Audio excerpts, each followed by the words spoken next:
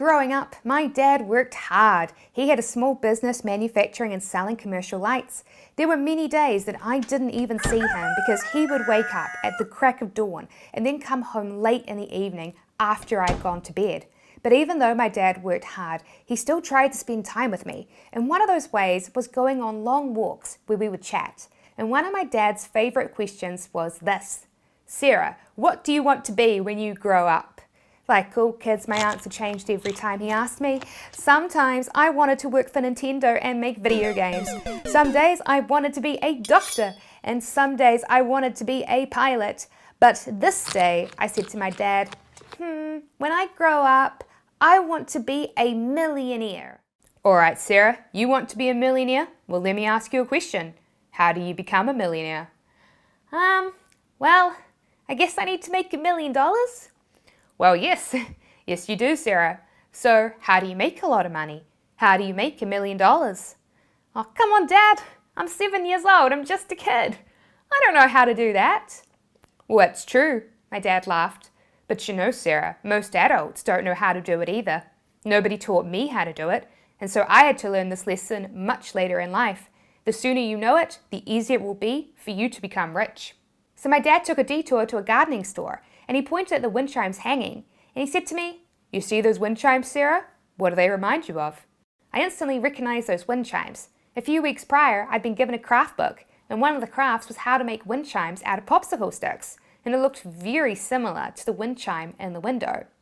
And Dad said, "Wow, those wind chimes, they're selling for $40. How do you think they got those wind chimes for sale?" And I paused, and I was like, I don't know. Did they make them? No, they didn't make them, Sarah. They bought them from someone else. They might have bought those wind chimes for $20 from someone else who made them, and now they're selling them for a higher price of $40. Now, Sarah, I have another question for you. Each week, you help your mother with the dishes, and you clean your room, and you take out the trash. And how much money do you make for doing all of those chores? I get $2 pocket money. Right. And it probably takes you about 20 minutes each day to do all of your chores. So that is about 2 hours a week. What is 2 divided by 2? It's 1. That's right. So that means right now, you're earning $1 an hour doing chores. Now, Sarah, I have another question for you. I know you made a wind chime like that. How long did it take you to make it? Well, I spent last week doing it. Yes, you did. You worked on it each day after school and you spent 2 hours on it. Well, what's 5 times 2? I had to think a little bit longer for that one. I think it's 10. That's right, it is. That means you spent 10 hours making that wind chime. Well, Sarah, now I have another question for you. This garden store, it bought this wind chime for $20 from someone. Well, imagine if you had sold them your wind chime. You would have made $20 for 10 hours of work. And what is 20 divided by 10?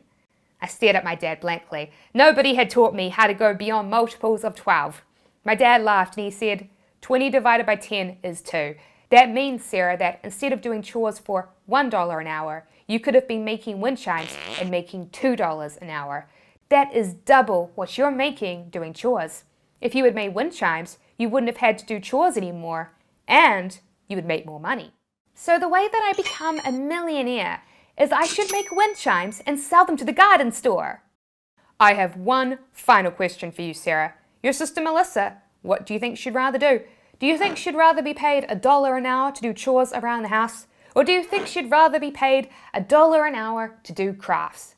And I was like, well, she'd rather do crafts. I'd rather do crafts. Exactly. So, Sarah, if Melissa is willing to do $1 an hour for chores, imagine if you offered her $1 an hour to make wind chimes each week. If it took her 10 hours to make a wind chime, you could pay her $10. And then you could go to the garden store and sell the wind chime for $20. What is 20 minus $10? Again, I had to think that one through a bit. I think it's $10. You're right. If you sold it to the garden store, you'd be making $10 for each wind chime. And I was like, well, she likes making crafts too. Exactly, Sarah. So now you have 2 people making you wind chimes. Melissa, who makes you one wind chime for $10, and Jen, who makes you another wind chime for $10. And then you go to the garden store and sell both for $20 each. You'll make a $10 profit on each one. which when added together means each week you'd be making $20. That's double what you'd be making doing chores at home for Mum and I. And do you know what is the best part, Sarah? No, what? Because Melissa and Jen are making these wind chimes for you, you don't have to do anything. You can play video games, and each week you'll still make $20. Yes, Sarah, that's the secret. Hire other people or use tools to make the products or services to sell for you so that you don't have to spend your time doing it.